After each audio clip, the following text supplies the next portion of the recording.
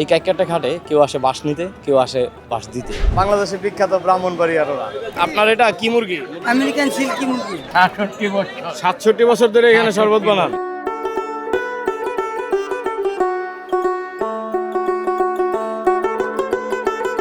আসসালামু আলাইকুম প্রিয় দর্শক, আজকে আপনাদেরকে নিয়ে আসছি নারায়ণগঞ্জ জেলার ঐতিহাসিক কাইকাটে ঘাটে। এটি শুধু বাজার নয়, এটি মানুষের জীবন সংগ্রাম আর স্বপ্নের মিলন মেলা। চলুন আজকে ঘুরে দেখি ঐতিহাসিক কাইকাটে ঘাট।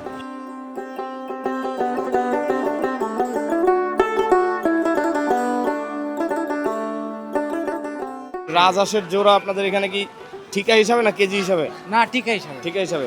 আচ্ছা, জোড়া কত করে বিক্রি করে? পুরো 4,000 টাকা বিক্রি হয়। জোড়া 4,000 টাকা। এটার ওজন আনুমানিক কেমন হতে পারে?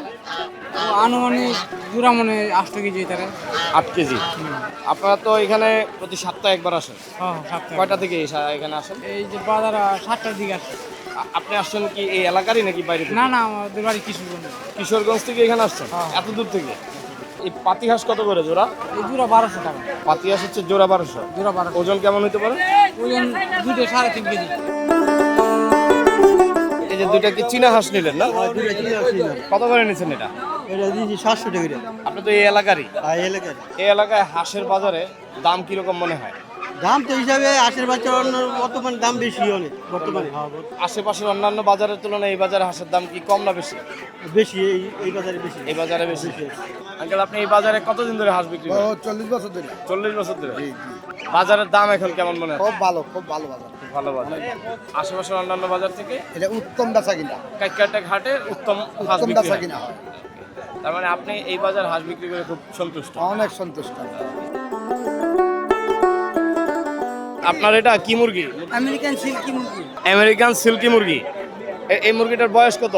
বয়স 3.5 মাস। 3.5 মাস। এটা কি পালার জন্য না খাওয়ার পালার জন্য? জন্য, পালার জন্য। এগুলার দাম কিরকম? ওগুলোর দাম পড়বে হলো আপনার জোড়া 3,000 টাকা। জোড়া 3,000 টাকা। এখানে যেমন আমরা ঘুরে দেখতেছি হাঁস, মুরগি, কবুতর, অন্যান্য জিনিস আছে। কোন জিনিসটা সবচেয়ে বেশি এবং অল্প দামে পাওয়া যায়? জিনিসটা আপনি মনে করেন, আমার মনে হয় হাঁসই। আমি হাঁস পালি তো, আমার খামারে প্রায় আপনার 75টার উপর হাঁস আছে। মানে হাঁসের জন্য এই জায়গাটা পারফেক্ট। শুরু থেকে এই পেশা নিয়ে আছেন? 67 বছর ধরে এখানে শরবত বানান। এটা কি আপনার পূর্বপুরুষ কেউ করছে? হ্যাঁ, আমার বাপে করে। আপনার বাবা থেকে আপনি আসছেন। এবার এই বাজারের বয়স কত? আপনি 67 বছর? বাজারে বয়স বাবা 300 বছর ধরে। 300 বছরের উপরে। এটা কি শরবত? এটা বরাবের শরবত। বরাবের শরবত। লেমু মিঠাই। বরাব, লেবু আর মিঠাই। মিঠাই। কিরকম বেচা কিনা হয়? এই বাবা গরম বুঝা, আকাশের বাবা বুঝা। আজকে তো একটু ঠান্ডা ঠান্ডা ভাব। হ্যাঁ, একটু 2-4 হাজার টাকা বিকায়। এটা কি শুধু সপ্তাহে রবিবারে বিক্রি হয়? হ্যাঁ, আমি শুধু রবিবারে। আপনার শুধু রবিবারে। এরপরে অন্য সময় কোথায় থাকেন? অন্য সময় বার থাকি। মানে আর কোনো হাটে যান না? যাই মাঝে মাঝে শোনা গান। সোনারগান। বরাব, মিঠাই, লেবু। খেয়ে দেখবো কেমন হয়। ওয়াও, মাশাআল্লাহ।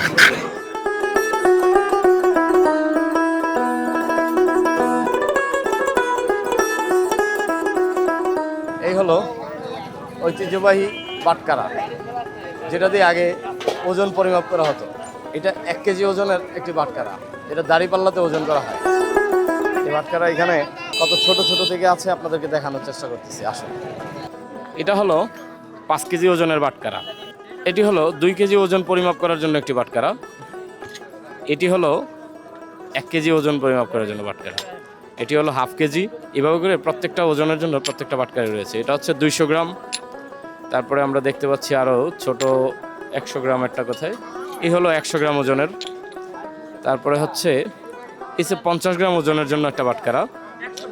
তারপরে রয়েছে 20 গ্রাম ওজন পরিমাপ করার জন্য বাটকারা, অর্থাৎ 20 গ্রাম থেকে শুরু করে 5 কেজি পর্যন্ত পরিমাপ করার জন্য বাটকারা রয়েছে। এর চেয়েও বেশি পরিমাপ করতে হলে তখন 5 কেজিরও অধিক আরও বাটকারা ইউজ করা হয়। দর্শক, এই হলো সেই দাঁড়িপাল্লা।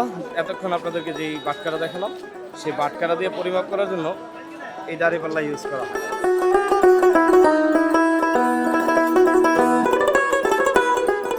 দর্শক, হাতে দেখতে পাচ্ছেন টেটা, যেটা আঞ্চলিক নামে হচ্ছে চল। এটা দিয়ে মাছ ধরা হয়। কিন্তু এই টেটা আমাদের বাংলাদেশের বিখ্যাত ব্রাহ্মণবাড়িয়ার ওরা। এই টেটা যে বানায়, আজকে ওনার সাথে একটু কথা বলে আপনাদেরকে দেখাবো এই বিষয়ে। ভাই, এখানে কতদিন ধরে এই টেটা বানান?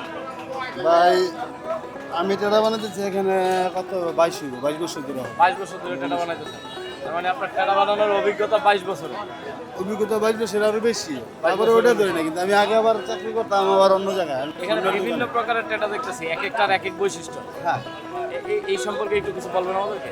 এইটা একটা রাত দিয়া বৃষ্টি বাদলার মধ্যে শিং মাছ টাকি মাছ ওঠে, হ্যাঁ, এগুলো কোবার লেগা। এটা লাইট মেরে রাইতে লাইট মেরে, ঠিক আছে, গুড়া মাছ আর বড় ছোট যেগুলো, এগুলো দিয়ে মন করেন যে ওই যে পাহারা দেয়। বড় মাছ আছে না, হ্যাঁ, হ্যাঁ। যেমন শোল মাছ, গজার মাছ বা কাতলা মাছ, বড় মাছ হইলে এটা পার দিলে হলাস ডাল আছে যার কারণে এটা থাকবে।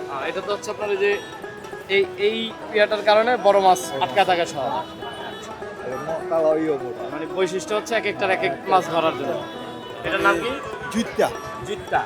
এটা যে কেউ কয় হ্যাঁ এটা সাতকালি, ছয়কাঠি, সাতকালি। সাতকাঠি। কেউ কয় জুইতা, আবার এটার মধ্যে এরকম একটা মডেল আছে, ওটাকে বলা হয় কোচ। কোস। ওটা আপনার 4.5 হাত লম্বা হয়, 5.5 হাত লম্বা হয়। তার মানে যে জিত্তা হইছে আপনার, এটা মোটামুটি হ্যাঁ, এটা পিছনে 3 বাস ফিটের থাকবে, হ্যাঁ এটা এটার 2 উপরে হাত, আবার 2 বাস হাত, থাকবে। এটার উপরে বাস আর থাকবে। কোস যেটা ওইটা হচ্ছে ওটা আপনার শুধু বাস থাকবে না, এটাই থাকবে আপনার এটা 4 হাত লম্বা থাকবে। 4 হাত লম্বা। 4 হাত লম্বা। এটা দিয়ে কি মাছ ধরার জন্য? এটাতে আপনার যত বড় মাছ, মানে সব বড় মাছ ধরার জন্য এটা কুম্ভুর সুতা বাঁধবে, এটা কুম্ভুরটা সুতা ধরতে হবে এটা। পুলিশও ধরা দেবে না। কিন্তু এই রশিটা মোটা লাগাতে হবে। দর্শক দেখতে পাচ্ছেন আমার হাতে সাতকাঠির জুত্তা, এটা কাইকাটে ঘাটে বিক্রি হচ্ছে এবং এটা খুবই পপুলার বড় মাছ ধরার জন্য। আপনাদের যদি এই ধরনের জুত্তা প্রয়োজন হয় চলে আসবেন কাইকাটে ঘাটে।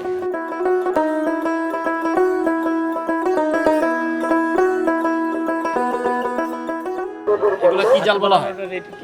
জাকি জাল বলে, কেউ খেপলা জাল বলে, কেউ গোল জাল বলে। এই বাজারে কোন জালটা বেশি পপুলার, মানুষ কোন জালটা বেশি কিনে? এই ধরনের জালগুলো বেশি চলে। এই জালের ব্যবসা আপনার কতদিন ধরে আছে? আমি 10-15 বছর হইব। মাশাআল্লাহ, অনেক দিন ধরে। না না, আমার আব্বা ব্যবসা করতো, সেই সুবাদে আমি করি। মানে পূর্বপুরুষ থেকে প্রাপ্ত এই ব্যবসা।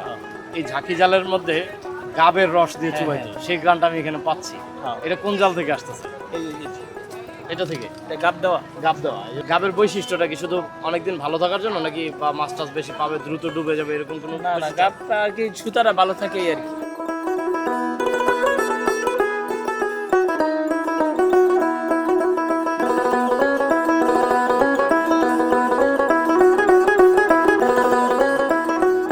এখানে কাঠের বেচা কিনে কেমন হয়? ইনশাল্লাহ ভালো। ভালো হয়। এখানে আপনার এখানে কি কি প্রকারের কাঠ হয়? আপনার মেহগনি কাঠ, আপনার আবার রোড চাম্বুল কাঠ, করই কাঠ, আপনার আরো বিভিন্ন কাঠ আছে। গর্জন কাঠ, লোহা কাঠ, এই ধরনের কাঠ আছে। সবই আছে। সবচেয়ে ভালো চলে কোন ধরনের কাঠ? মেহগনি কাঠটা একটু বেশি চলে, একটু নর্মাল দামে। আপনার এই এখান থেকে কাঠটা কি ঘর দুয়ার করার জন্য যে কাঠ থাকে হ্যাঁ। সব কাঠই পাওয়া এই যায়? সব কাঠ পাওয়া যায়। আপনার দরজা জানালা সব। সবই পাওয়া যায়। আপনার সমিল কোন দিকে? সময় নিলে আপনার এই যে বুদ্ধাবাজার।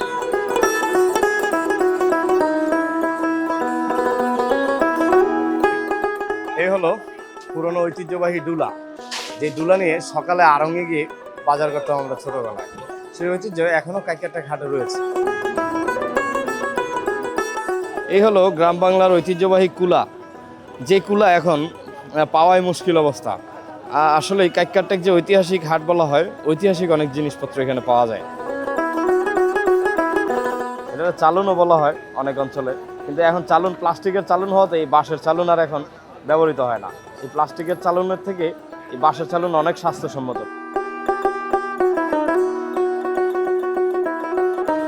গ্রাম বাংলার ঐতিহ্য, আমাদের আঞ্চলিক ভাষায় এটাকে বলা হয় পলো।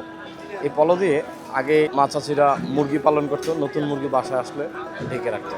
আবার এই পলো দিয়ে অনেকে খালে গিয়ে মাছ ধরতো। ছোটোবেলায় আমরাও এরকম এই পলো ইউজ করেছি মাছ ধরার জন্য।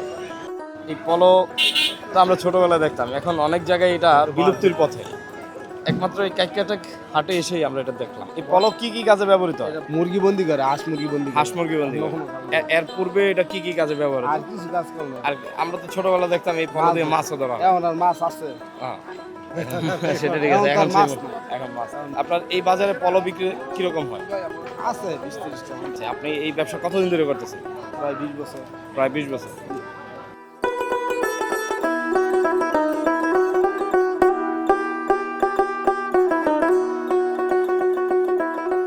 আপনি তো এখানে বাঁশ বিক্রেতা। এখানে বাঁশ কয় প্রকারের আছে? এখানে বাঁশ আছে 4-5 প্রকারের। 4-5 প্রকার। সবচেয়ে বেশি প্রচলিত কোন বাঁশটা? এই যে আমি ধরে রাখছি এটা এটা কিনা শিল বরাক। শিল বরাক। বরাক বাঁশের মধ্যে আরেকটা আছে মাহাল বাঁশ বলা হয়। মাল বাঁশ বলা হয়, নুল্লা পরাগ বলা হয়, দেহ পরাগ বলা হয়, একটা আর কি আমরা বিক্রি করি। এই যার মধ্যে বরাক বাঁশটা হচ্ছে সবচেয়ে বেশি দামি বাঁশ। জি। তার মানে অনেকে তো আবার দেখা গেছে বরাক বাঁশ বলে মাহাল বাঁশ দিয়ে দেয়। হ্যাঁ নেয়, আমরাও দিই। আপনারা দেন। আমি কি করবো, দামে না বললে তো খারাপ বালায় মিসকার করে দিতে হয়। কোনটা কি কাজে? যেমন আমরা যেটা জানি যেমন লগি, ওইটা কি বাঁশ? ওইটা হলো লক্ষ্মী বাঁশ, হলো রেঙ্গুনি বাঁশ। রেঙ্গুনি বাঁশ। জি। আচ্ছা, লগি বাঁশ হচ্ছে রেঙ্গুনি বাঁশ, রেঙ্গুনি। এটা হচ্ছে বরাক বাঁশ। বরাক বরাক বাঁশ। বাঁশটা কি কাজে ব্যবহার হয়? বরাক বাঁশটা আরগারার জন্য হয়, বা কত ছোট ছোট ঘর দুয়ার উঠায় ওইটার জন্য হয়। বোর্ডের মধ্যে মাটি আনে, মাটির নিচে দিয়ে হয়েছে জাগনটা সমান করে, ওইটার জন্য নেয়। ফার্মের কাজের জন্য নেয়, সেন্টারিং এর জন্য কোন বাঁশটা? এই সেন্টারিং এর জন্য নেয়। সেন্টারিং এর জন্য বরাক বাঁশটা। আপনাদের এখানে তো আমি বাজার ঘুরে দেখলাম অনেক বড় বাঁশের বাজার। হ্যাঁ, এটা ঐতিহাসিক বাজার। ঐতিহাসিক বাজার। আর নদীপথ থাকার ফলে বাঁশ আনা সহজ হয়ে যায়। সহজ হয়ে যায়। আপনারা বাঁশ আনেন কোথা থেকে? তার মানে বাঁশের পাইকারি বাজার হচ্ছে ময়মনসিংহ। আপনাকে অসংখ্য ধন্যবাদ। প্রিয় দর্শক, ঐতিহাসিক কাইক্কাটে ঘাটে প্রচুর বাঁশের বাজার রয়েছে। এখানে নদীপথে ময়মনসিংহ থেকে বাঁশ আনা সহজ বিধায় এখানে বাঁশের বাজারটা একটু বড়। এই কাইক্কাটে ঘাটে কেউ আসে বাঁশ নিতে, কেউ আসে বাঁশ দিতে। আমরা আজকে বাঁশের তথ্য দিতে আসলাম। এই ধরনের বাঁশের তথ্য পেতে আমাদের সাথে থাকুন। অসংখ্য ধন্যবাদ।